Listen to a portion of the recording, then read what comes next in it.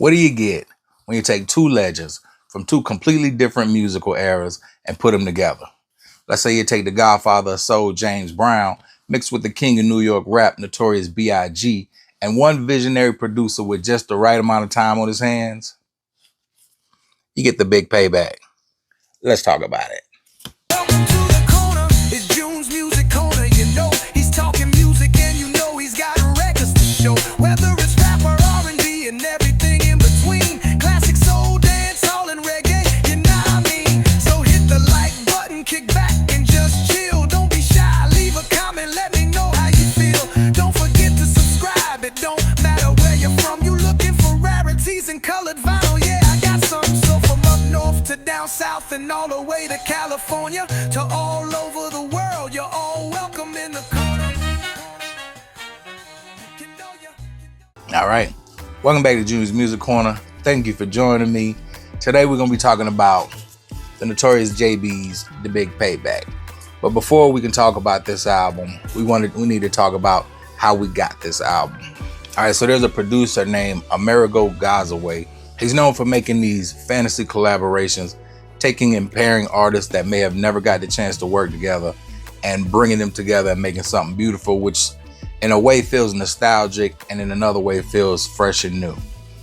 For example, you've got Common and Stevie Wonder, then there's Mos Def and Marvin Gaye, Nina Simone, Lauryn Hill, and of course, what we're talking about today, James Brown and Biggie. And for this project, he takes that funk that the JBs and Mr. James Brown could only bring and mixes them with the 90s grit from a Brooklyn rapper, Notorious B.I.G.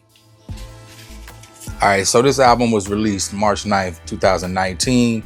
That's a symbolic date because it commemorates the anniversary of the passing of Biggie.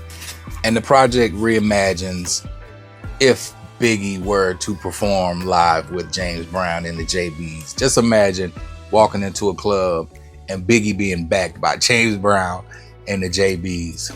So you get that raw flow from Big, that 90s rap, and you get that raw energy funk from James Brown and the JBs. Each song is cleverly titled. For example, Big Poppa's Got a Brand New Bag is a play on Biggie's Big Poppa, and James Brown Poppa's Got a Brand New Bag. And Sex Machine Gun Funk is a play on James Brown's Sex Machine and Biggie's Machine Gun Funk. And not to mention the title track, The Big Payback. Let's break down a few of the songs. You got Big Poppa's Got a Brand New Bag. One of the most perfect blends. Biggie's smooth delivery matches the horn stabs and groove of James Brown's bands. It's playful, funky, and it feels like it could have been an official remix back in the day. Sex Machine Gun Funk. Now this track takes Biggie's early hunger from Machine Gun Funk and marries it to James Brown iconic Get Up, Pa. I feel like being a sex machine. The energy is explosive, proving how timeless Brown's rhythms are. Now the title track, The Big Payback, is built around James Brown classic The Big Payback.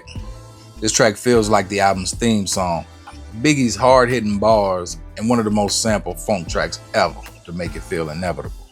One of my favorite tracks on the album, though, is Kick in the Door, which samples James Brown, It's a Man's World.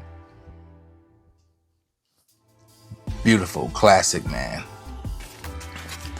I first heard this album, I think last year on YouTube. Somehow it ended up in my feed.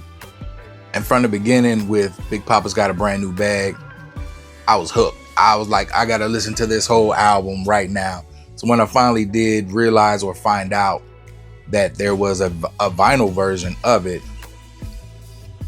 well, I won't lie, it was in my car for a while. But shout out to the good people at Ear Candy Music.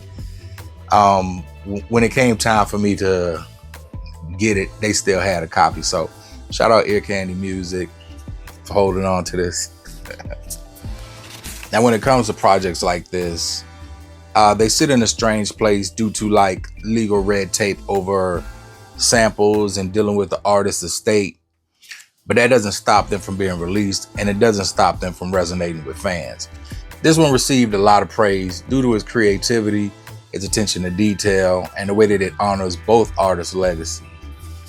For Biggie fans, it felt like you were hearing Biggie again. This was something new and fresh, And for James Brown fans, it solidified the fact that his music still drives the culture all these decades later.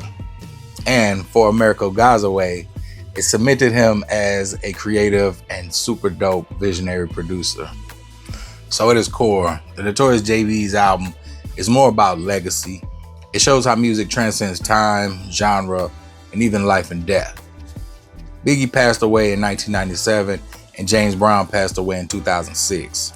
But through projects like this, they collaborate in ways they never could in real life. And it's a reminder that sampling isn't just borrowing, it's a conversation between generations. So what do y'all think? James Brown, Biggie, is that a collaboration that y'all would like to see in real life? Or do y'all like to keep y'all James Brown and Biggie separated? Let me know down in the comments. And if you've heard this album before, which tracks are you feeling the most? Let me know. If you made it this far, you do me a favor and tap that like button, tap that subscribe button, and hit that bell notification so you'll be notified whenever I drop. I appreciate you for rocking with me. And until next time, peace.